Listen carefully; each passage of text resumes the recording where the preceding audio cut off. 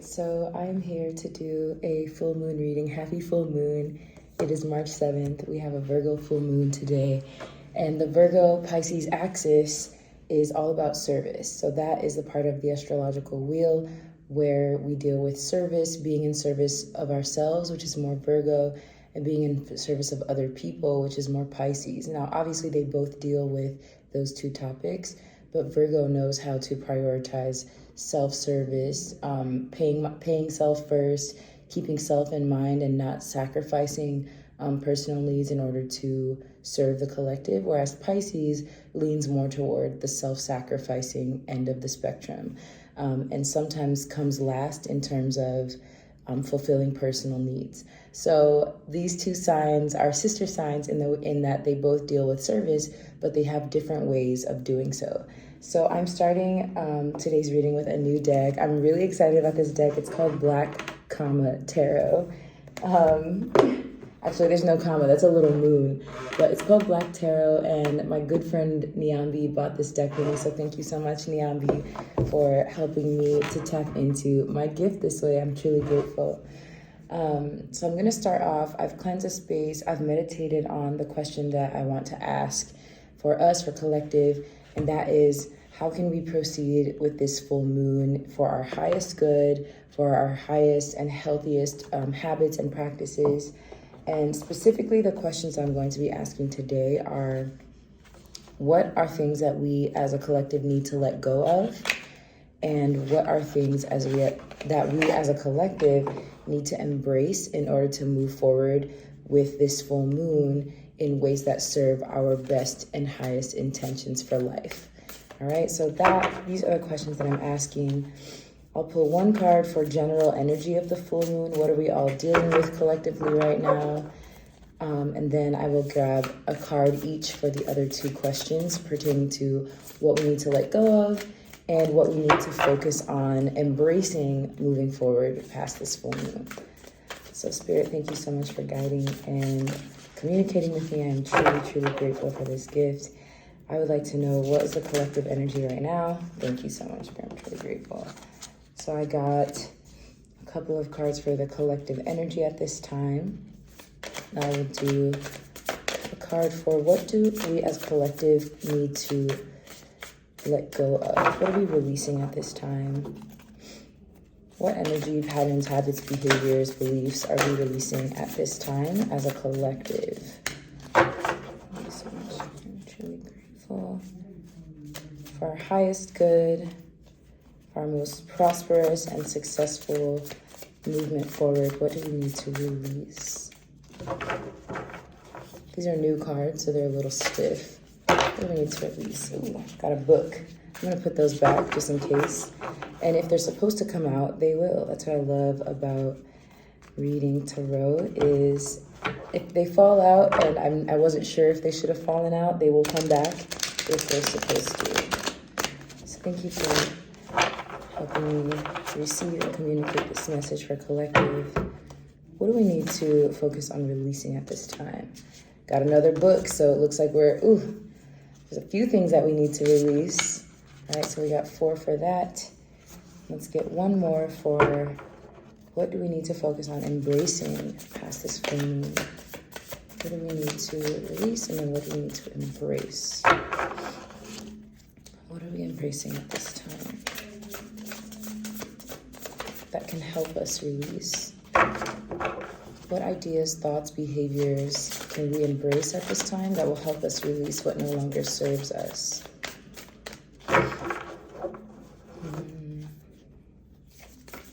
I'm almost getting that I should focus on what we're releasing instead of what we're embracing. So I think I'm going to stop shuffling there, because what I'm getting is that I should focus on what we're releasing, because Virgo and Pisces, they both focus on service, but they're also both very cleansing. So Virgo is the goddess of the zodiac. She's also kind of like the very precise, like, surgeon of the zodiac. She knows how to analyze and diagnose issues, and also what to prescribe in order to heal them. And then Pisces is the cleansing water. So Pisces washes away what no longer serves us. And now that we have Virgo and Pisces, we have Pisces sun and Virgo moon at this time. It's almost like we have the very precise, like surgically precise water flosser of our soul. So it's like taking a very precise laser that shoots water and just cleansing out the cracks of our soul, things that we have had a hard time letting go of, or things that we're just holding on to a little too much that are no longer serving us in the realm of service and giving to others. So collective energy right now, we have the 9 of Coins and the Daughter of Baskets. I love this deck so much. I love the images. I love how the people on the images look like me, and they really just resonate. So let's just talk a little bit about the 9 of Coins, okay? So on this, we see 2 people. It looks like a man and a woman holding out trays of gifts, and they're standing underneath a light or lampshade that looks almost like little white feathers. So what I'm getting from this is feathers are spiritual symbols of ancestry. Often when we see birds or feathers, they indicate that an ancestor is present, or someone who is no longer present in the human form in the physical realm is having some sort of say or some sort of influence on our current place and time. Often shamans and like medicine folks or elders in community will wear feathers on their clothing or on like a spiritual item that they put on before channeling into spirit or communicating with the divine, because feathers have that sort of they have that, what's the word for this? Yeah, feathers have that symbolism to them, that ancestral, like transcendent symbolism. So feathers can often be just an indication that spirit is present. And the 9 is a number. Let me go ahead and read actually what this means. Since this is a new deck, I'm very excited to be using this deck, very blessed to be using this deck. Okay, so the 9 of Coins, and coins in this deck is pentacles in like the typical tarot that people may be used to, the more mainstream tarot. But the 9 of Coins in this deck, it relates to self-sufficiency and luxury. It says, a couple stands at the entrance of their home, welcoming guests with honey jars and figs. You see the honey jars and the figs. They have built their empire and are comfortably self-sufficient. The couple has broken free of the constructs created to limit them and now have a flourishing hive made on their terms. The 2 honor each other as equals and take pride in their home that they have made. They are filled with gratitude for their lifestyles, circumstances, and company. 9 of Coins, rings of abundance. The couple appreciates moving at a slower pace, taking care of their environment, and acknowledging their successes. It says they make time to thank those who came before them, who paved the way. Like I said, those feathers at the top of this indicate ancestral presence, people who have navigated these streets before, if you will. And in order for us to really be present with our blessings and our abundance, we have to make sure that we're also thanking folks who paved the way and cleared the path for us to have access to those things now. It says, continue to structure your life. It says, what is your manifesto? Continue to structure your life in a way that works for you in balance and sustainability. Feel confident in your ability to handle anything that comes your way. Trust your voice and don't be afraid to create a path where few have wandered. All right? So this card really is meaning there's prosperity and comfort. We're in a time when we are valuing each other. We're enhancing our environments. We're making sure that our environments feel rich in ways that matter to us. Maybe evaluating our community and our values as well. And then offering gifts based on the harvest that we've been able to enjoy. So offering that harvest also not just to ourselves, but also to our community. So this is general energy. And then coupled with that, we also have the Daughter of Baskets. So baskets in this deck represent cups, which are about love, creativity, emotions, spirituality. Cups is also water baskets is also cups and or water in the mainstream tarot. So the Daughter of Baskets is going to be about love, emotion, shared investments, if you will. And so I'm going to go ahead and read about her. What is the Daughter of Baskets here to tell us about our prosperity, our abundance, about using this time to really honor the work that we've done so far. Where's the Daughter of Baskets here to tell us? Let's see. I have to go in my table of contents. Here we go. She is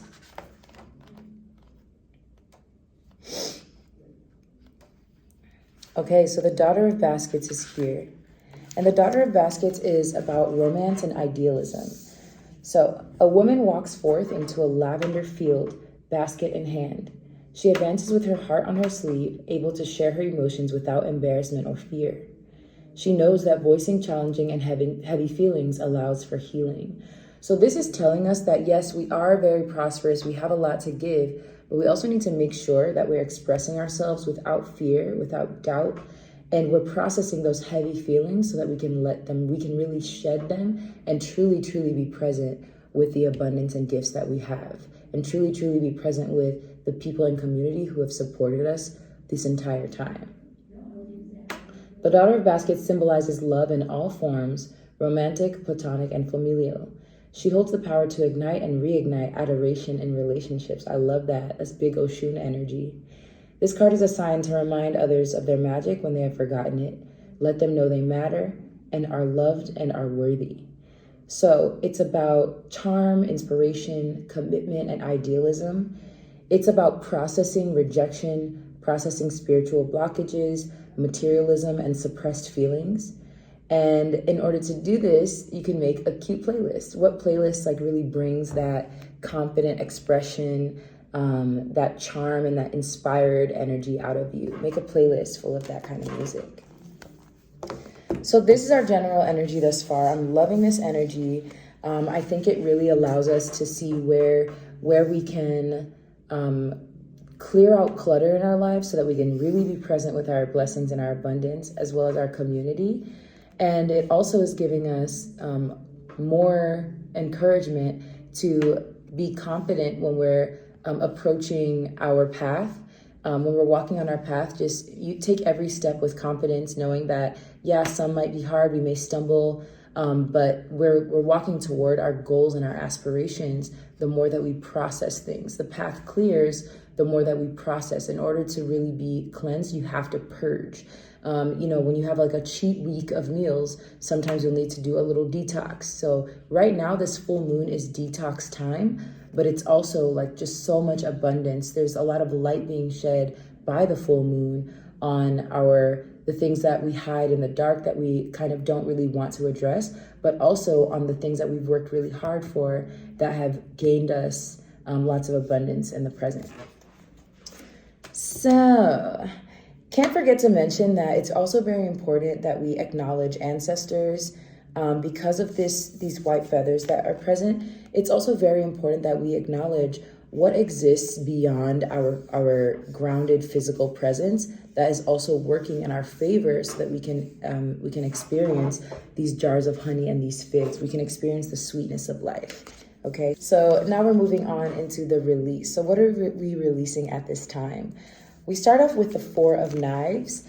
And Four of Knives, so knives in this deck is an air energy. So air represents our thoughts, our ideas, our communication. When I speak to you, my voice travels through air in order to reach your ears, right? When I get an idea, it's almost like it comes out of thin air, like the sky. So air, again, represents our intellect, our mindset, our thinking, our communication, the way that we move thoughts between each other. And also it represents connection. So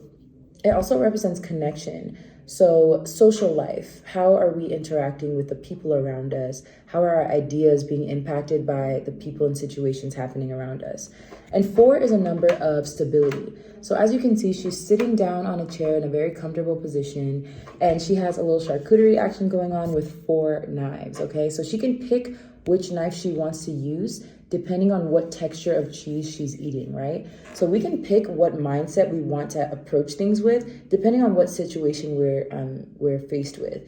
Just the same as if we are faced with, if we're communicating with someone who has a little bit more of an emotional disposition, we know which words to choose to really be able to impact them, or to really be able to communicate what we want in order for them to understand it. If we're very logical people, we know that we need the facts and then the numbers straight up. So that is the sword or the word that I'm choosing in order to approach a certain situation. So Four of Wands is about focusing and stabilizing, Four of Knives is about focusing and stabilizing our mindset and making sure that we are approaching things with the mindset that we want to manifest in the situation, rather than scattering our thoughts and not really having direction. So we need to release scatteredness. We need to release at this time instability in terms of mindset. So what are some things that are grounding activities that help us focus our minds and really be present? One of those things could be reading. One of those things, like my favorite, is writing. We could be in meditation. We could practice a sport, go for a run, cook a meal. Those things that really allow us to feel stability in terms of our thinking and our mindset. We can also have conversations that bring stability into our lives, because again, knives or air is the intellect, communication. So thinking about that, we also have the Six of Wands following the Four of Knives. So the Six of Wands is a blessing. This is a gift that we did not necessarily work for. And it's a blessing that's related to our creativity, our passion, our action, and our drive. And I think what this is telling us is that once we find stability in our thoughts, we will receive a creative gift, or we'll be able to even give a creative gift. Again, Wands energy is about movement. It's about tapping into your passion and what kind of lights fire under you. It's a fire energy. So what lights the fire under you? As you can see, this woman is seated. It's kind of hard to tell, but these are actually white horses. And this woman is dressed in blue, which means she's really in touch with her emotional and spiritual side. And she's seated on horses that are quick. Oh, it's a carousel, actually. I didn't even realize that. She's seated on a carousel of gold. Gold in the tarot represents prosperity and abundance. And it also represents having a clear vision to where you want to go, for where you want to go. So stabilizing our mindset and our thoughts and our communication will give us a clear vision, and also bless us with creative passion and movement in our creativity. So it's giving that we need to let go of that scatteredness. Maybe take a phone break. Maybe, read something instead of looking at screens. Read something on a paper instead of looking at screens. Actually really does have a profound effect on our eyes and our brains. We also have the Nine of Wands here, and I'm loving this card. The Nine of Wands. 9 is a number that comes just before fulfillment. It's about gathering and taking stock. And again, Wands is a fire energy. So I'm going to go ahead and read from the book about this Nine of Wands. I'm going to go ahead and read about the Nine of Wands. Here we go, Wands. So the Nine of Wands is here. Again, we just said that we're letting go of scattered thinking. We're letting go of not taking advantage of our gifts. And the Nine of Wands is here as a test of faith and to show resistance. So this card is about how 9 individuals hold up the power fist as a united front. The Nine of Wands warns of the other side of consistent action, exhaustion, and burnout. This card asks 3 things of you: defend yourself, persevere, and exhibit stamina. Whether you're fighting for your rights or exercising your voice, prepare for moments of discouragement, especially when the struggle has been ongoing. So if you've been dealing with something that's an ongoing learning process for you, or may have you feeling a little bit exhausted, a little bit disillusioned, this card is a sign to not give up on that and to maintain stamina, and remember that you are powered not just by yourself, but by community. And community could be people that are physically present with you, but it could also be people, like in this reading that popped up before, who are no longer here in the physical realm, but still have profound impact on the way that we think, on the actions that we take, and that we are here not just to live amazing lives, but also to clear karma and to leave a better world for people who will be here after us, okay? It says enact regular spiritual protection for you, yours, and your spaces. Spiritual protection may sound like really intense, but really it could just be as simple as setting an intention. Like, when I leave the house, every room that I enter is filled with my positive energy. I share my light with the world. I am beautiful and everyone loves me. Saying affirmations like that and creating the energy that you want, which also is bringing stability to our mindset. Last but not least, it says, listen to your needs and accommodate yourself accordingly. The Nine of Wands indicates a time to review and acknowledge your achievements and successes. Do not doubt yourself. Continue to fight the noble fight and cause good trouble. I love that. So once we get this creative gift, once we are reminded, once we stabilize our thinking, we focus our energy, our mental energy, and we really tap into our creative blessings, we have to make sure that we are using it, okay? Maintaining consistent practices, consistent routines, clearing out any routines and practices that don't serve us and don't serve our cause, and also making sure that we're resting, okay? Making sure that we are focusing on budgeting our energy in ways that are, useful and productive for us, and also reflecting and adjusting our priorities. So what are our values? What do we need to do to make sure that we are living in our values and moving with intention and not just scattering our energy everywhere? What I'm also getting from this card is the need to spend more time collectively, like with each other in the physical, and not so much time on our phones. I think part of the reason that it's difficult for us to focus our energy, especially our mindset, and move forward with like creative gifts, is that spending so much time on our phones and less time like with ourselves and with others causes an increase of like mental anxiety, mental scatteredness, self-doubt, things like that. So that's what I'm getting from the Nine of Wands. And last but not least, we have the Lovers. I love this card. It's so beautiful. On this card, this is actually my first time looking at this card. It's gorgeous. You can see that there are butterflies with peacock feathers. So the butterflies have wings that are peacock feathers. Butterflies are symbols of renewal. They're symbols of like coming into your own. And then peacocks are symbols of knowing who you are, knowing all that you offer, and knowing that you can attract a partner that's on your level, a partner who accepts and celebrates you because of your beauty, because of your uniqueness. And knowing that all you need to do that, to attract the love that you're manifesting, is to just be yourself, right? Knowing that the unique pattern of your peacock feathers are exactly and all that you need to attract someone who really deeply appreciates you. It also looks like we have the phases of the moon here. And what I'm getting from this is just appreciating things as they change. The moon changes signs and shapes every 2.5 days. And throughout the phases of the moon, we also are emotionally affected because the moon pulls the waves of the ocean, the tides of the ocean. Humans are 70% water, if not more. And it absolutely has an effect on our physical and emotional well-being because we're part of the earth and everything is connected.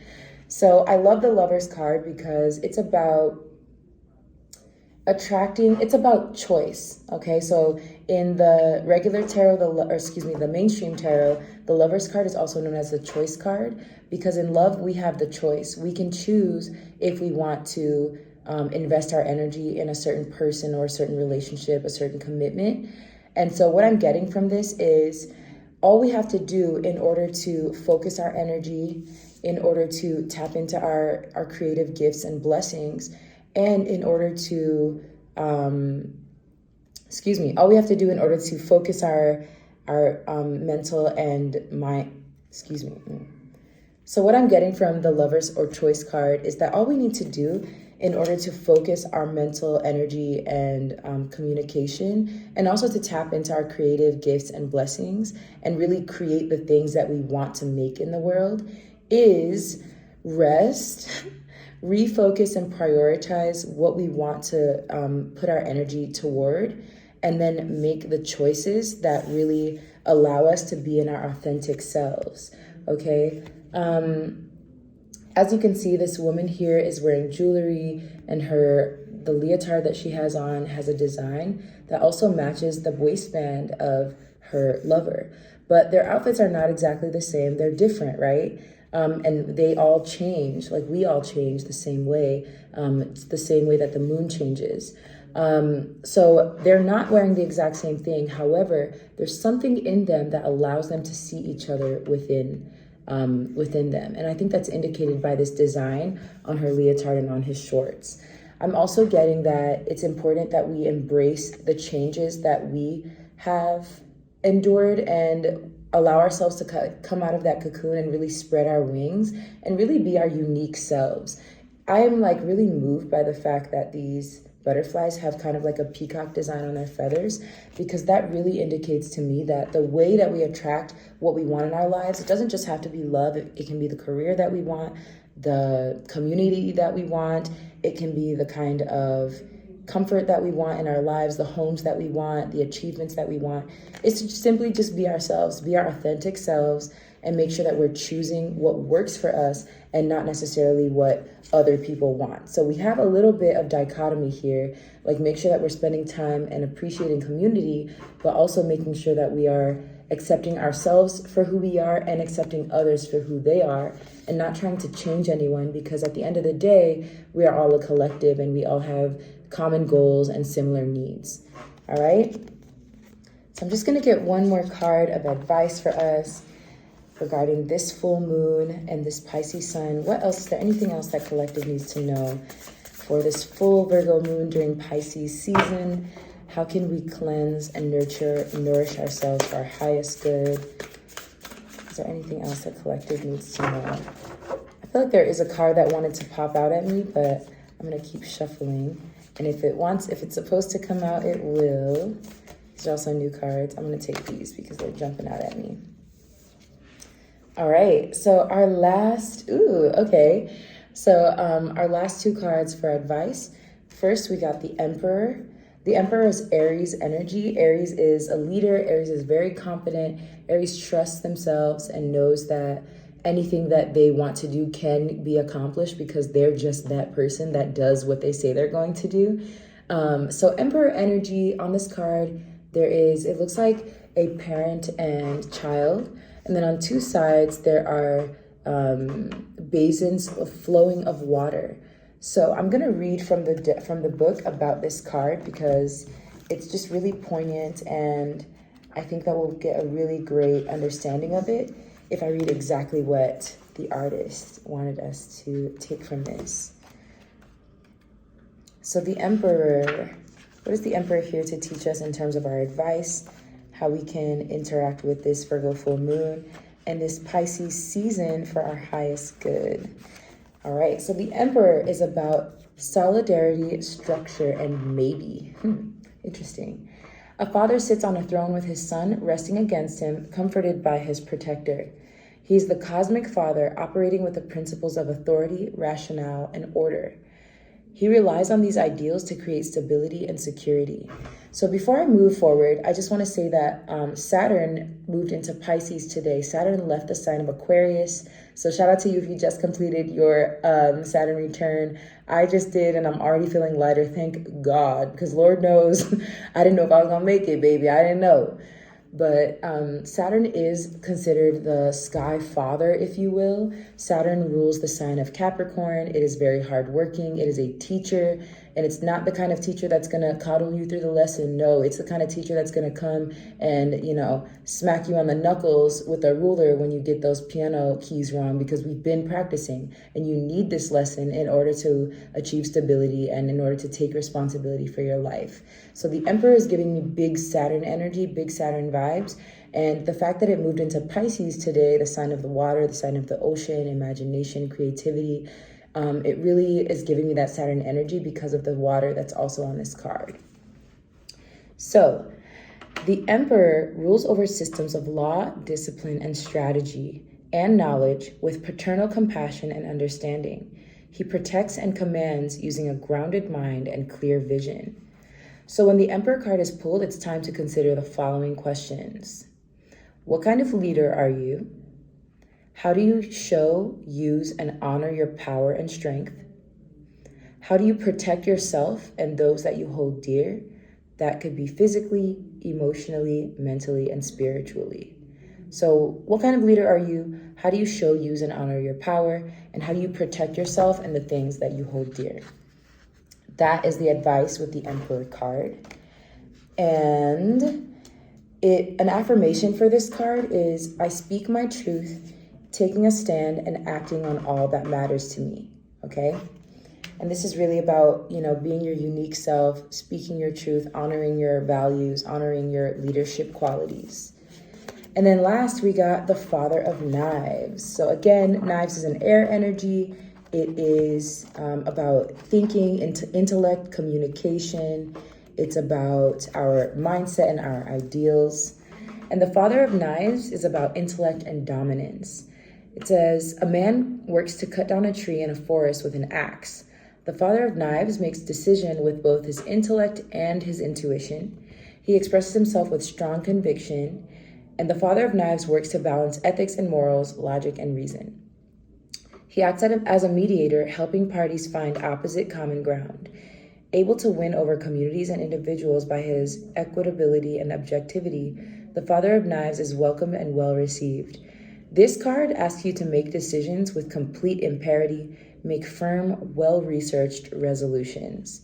So another huge thing about Saturn moving into Pisces is that the planet of stability, structure, responsibility, and, life lessons, it's moving into a sign that is more about imagination, delusion, creativity, not fully having your feet on the ground, like head in the clouds and I'm kind of floating, I'm not walking, right? So it might be difficult to establish or maintain clear boundaries while Saturn is in Pisces for the next 3 years.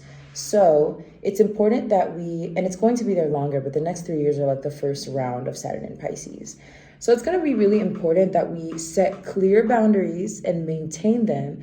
And keep in mind that boundaries are not for others to maintain. They're for us to maintain for ourselves. So what makes you feel safe? What makes you feel protected? What makes you feel like respected in your life? It's important that we set and maintain those with love, because Saturn in Pisces is going to make it a little bit more difficult for us. Unless you're Pisces, of course. All right. It's also about being grounded. Oh, no, that's the Mother. I'm so sorry. So this card is about ambition, professionalism, truth, and ethics. And in Yin, it's about where are we prejudiced, where are we opinionated, where do we need to create more space and let go of our expectations so that we can really enjoy the gifts of responsibility, the gifts that structure and boundaries bring, okay? One of the main ways that we can do this and be in our Emperor energy, again, is using our voice, okay? Using our voice, gaining strength from our community and from our spirit guides and ancestors and guardian angels, being present with our abundance and our gifts, and also by making decisions. So sometimes decision making is not clear. What I said about Saturn entering Pisces, it's going to make it a little bit more difficult for us to have clear boundaries, because Pisces is more about, imagination, delusion. I'm not walking, I'm floating, head in the clouds energy, right? But it really gives us a lot of space to think about what kind of life and what kind of boundaries we want to set as individuals and as a collective. What kind of boundaries do we want in our romantic and, close, intimate relationships? What kind of boundaries do we want to set in terms of how we use our time, how we use our mind and our intellectual energy? And what kind of creative things do we want to do with our gifts, okay? So that was our advice for moving forward with the moon in Virgo and the sun in Pisces. And happy full moon. I hope you have an amazing illumination period.